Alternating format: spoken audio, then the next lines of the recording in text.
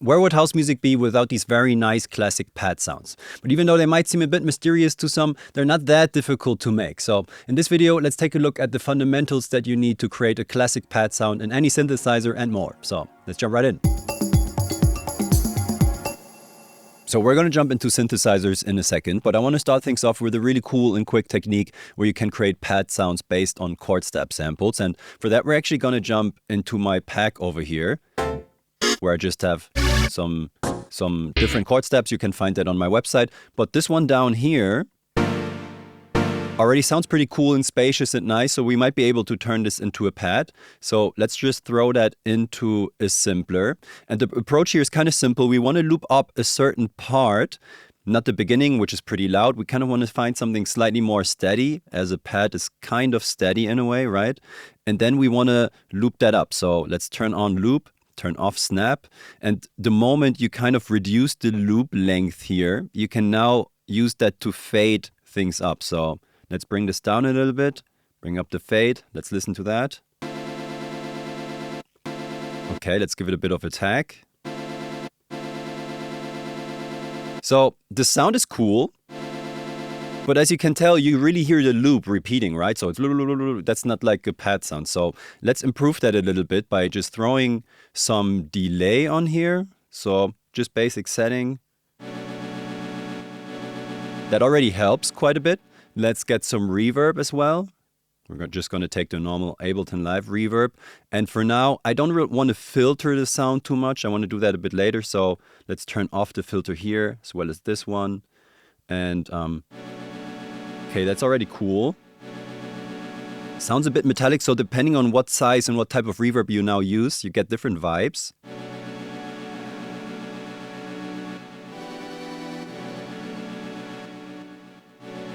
So that's already better, right? We could technically use a freeze function or something like this. So sounds a bit too thin, but depending on what reverb you use, you can get some really cool sounds here. But for now, let's just use it like this. So you can, of course, still hear some repeating, but this is a pretty cool starting point. If we now, for example, grab an auto filter or something like this to just filter the sound a little bit, maybe even to kind of cluster things up a bit more, just push the send over here with the reverb that we have. Even more delay. And if we now check this out in context, so for example, we have some drums. Let's just bring in the pad.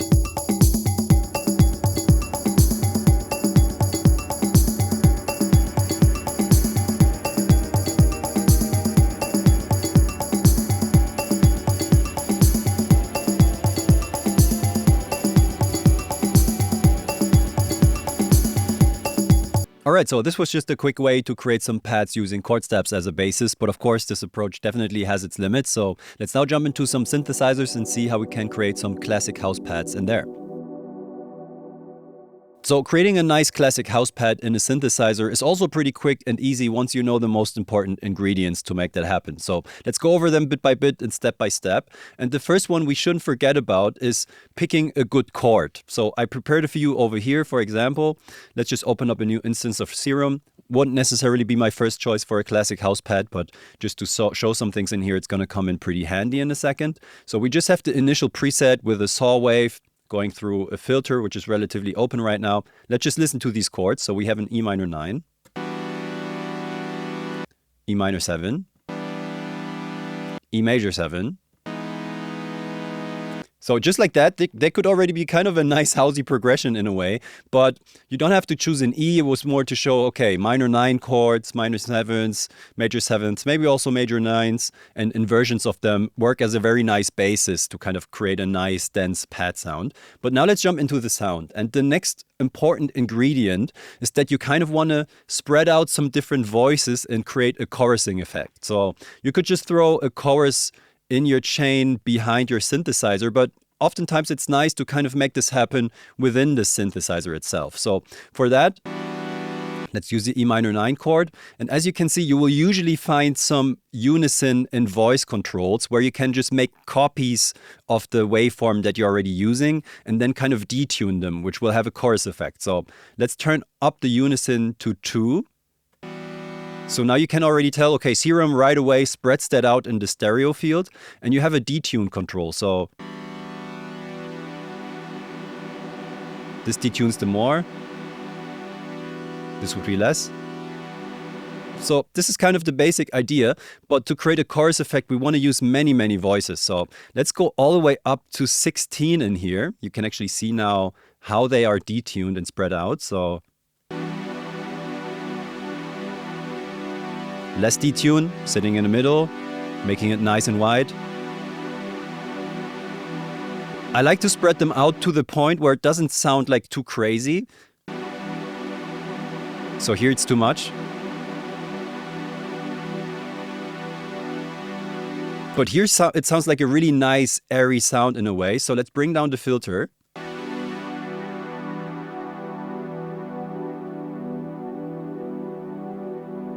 So that's already a pretty cool pad sound, right?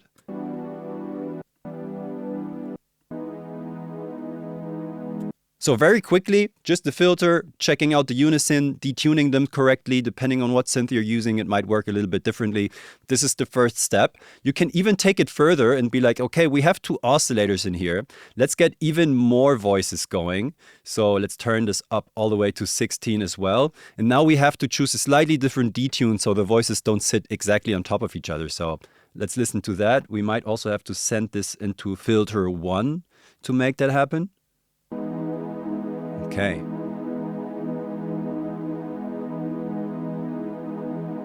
Without oscillator B, just fills it up even slightly more.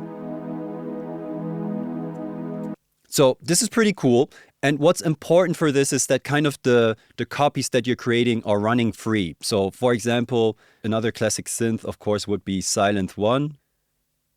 So here we kind of have the same situation where you have some oscillators to pick from, right? Let's just go and initialize this preset right away. So now, as you can see, okay, we also have a saw wave. We also have to turn on the filter. Let's bring up the voices. Detune them a bit. But as you can tell now, hey, we're creating these different voices, but they're kind of just phasing each other out. And that's because of retrigger. You want your voices to run free. So in a way, if you have several voices and they start exactly at the same time, they're going to layer up very perfectly. But if you want to have a pad with a chorusing effect, you want to spread them out. So you have to turn off retrig.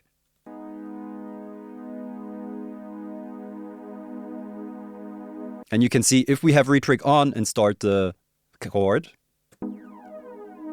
it just phases. If we turn it off, we also get this nice effect.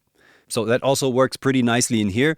Let's say you have a different synthesizer like this free one, which is called Helm. So here we also have unison options. So we can turn up the voices. If we have a saw wave, let's turn on the filter. More voices. Then you can detune them.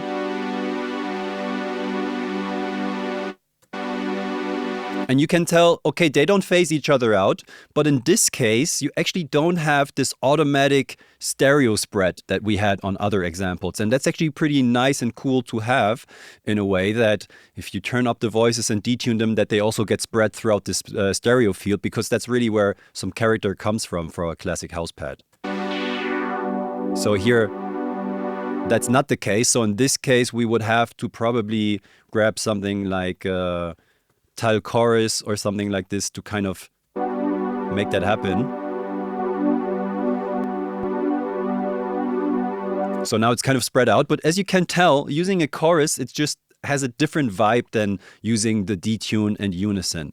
So this was an example of a synthesizer where even if you create various voices and detune them, they don't spread out automatically in the stereo field. And this one actually doesn't have this function, so you will need a chorus. But on others, you actually have a control where you can decide exactly how much you want to spread out the voices in the stereo field. So since we're talking about house pads, classic house pads, we at least have to open up one Juno-60 emulation. So I'm using this one by Tal.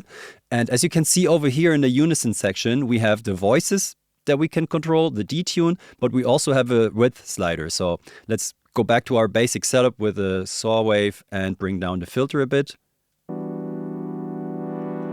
So So that's cool. Let's bring up the voices. Let's go all the way. Okay, detune them. We can now kind of hear the chorusing effect, but it's all in mono. And now if we bring up the width slider,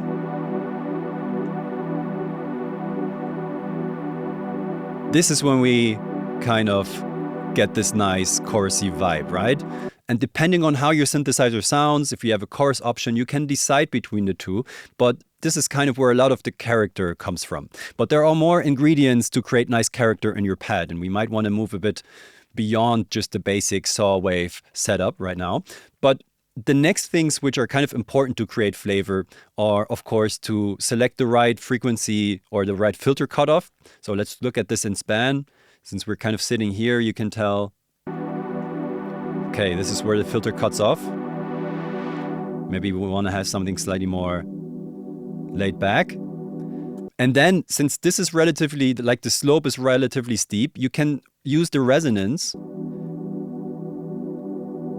to kind of bring some character in this way.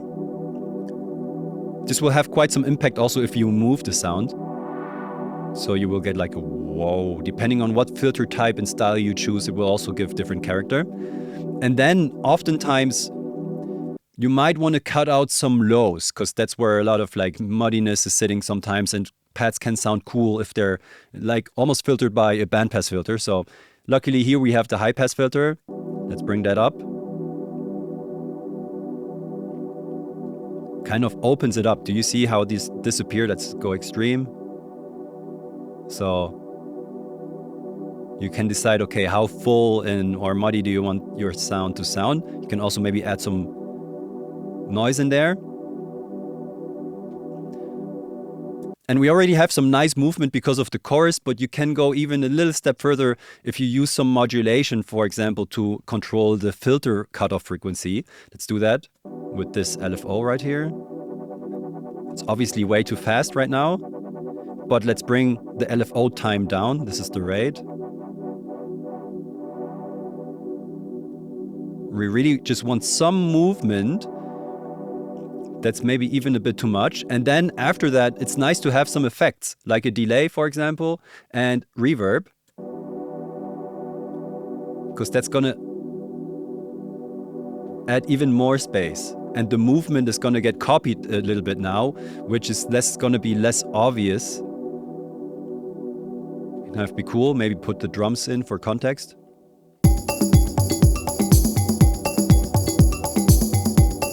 Cool. Let's maybe try out a different waveform, because we've just been using saw waves. So let's bring in a pulse wave, for example. Also sounds cool, different vibe. We can change the pulse width a little bit.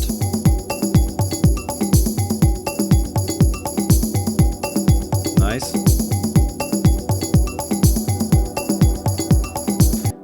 So now the next step would be, okay, to decide how much do I want to control these settings? Do I maybe want a filter that adds a little bit more coloring? Do I maybe want to combine different waveforms? That's all like where you can basically now go crazy and decide, okay, how do I want the pad to sound? Sometimes a cool technique can even be pulse width modulation, where instead of just I was moving the pulse width by hand, you can use an LFO to modulate that and create some movement in there.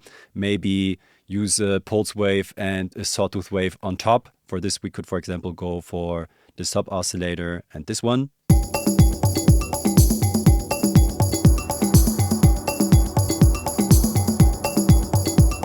Create some lows.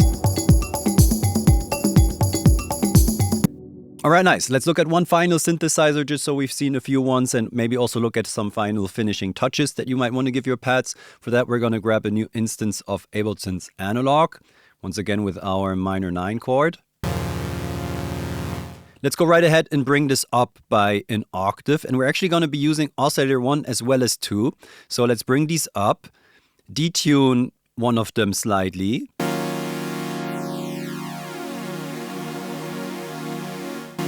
That's nice. In here, you also have unison functions in detune. So if you click over here, we can increase the voices to 32. It's nice. It's maybe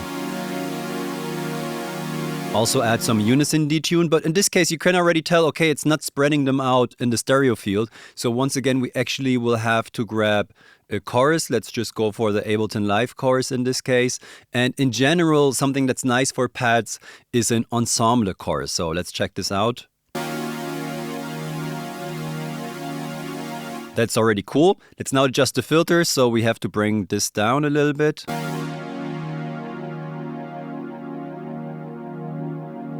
And here, in order to also cut out some rumble, we have to do something slightly about the routing. So in this case, if you want to have the two filters in serial, you just have to turn off amp 1 and turn on amp 2 and turn on filter 2, where we're going to check for a high pass filter at 12 dB.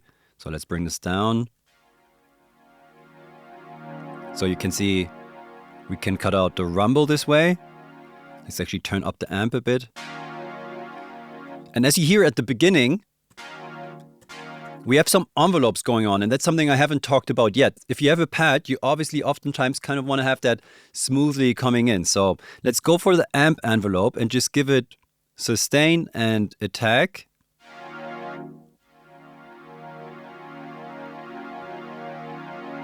So now the pad comes in nice and slow, and let's actually do the same. We can see, okay, if we click on the filters, there's a bit of an envelope on here.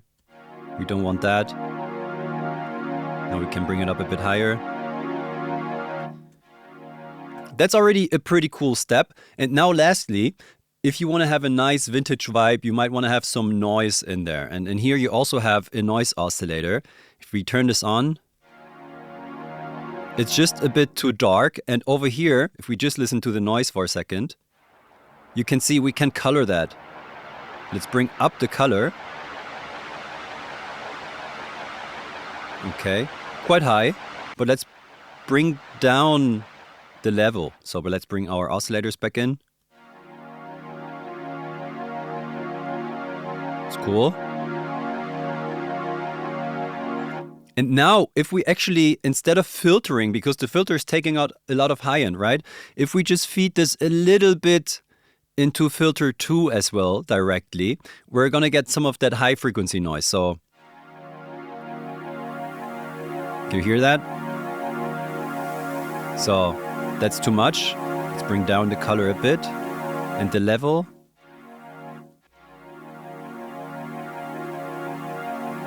That's cool. And now we can create even more space by just adding some reverb and delay. I by default, of course, have enabled in Live the reverb and delay on these synths. So let's just bring that in.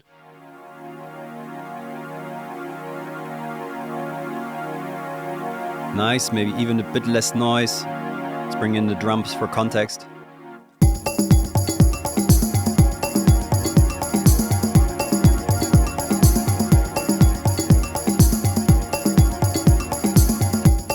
The detune is a bit strong, but now it's kind of up to you to fine tune, see whatever movements you want to have in your patches, maybe some pulse width modulation, as I said earlier, and bring some character in there. For future videos, we're going to get a bit more advanced, but this is kind of the building blocks, the important ones to get a classic house pad going. Let me know what you think in the comments, or if you're left with any questions. Pretty soon I will have a Diva class coming up. I already created a little preset pack for that, so if you want to check that out, the link is in the description. But besides that, I'm looking forward to see you in the next video. Ciao.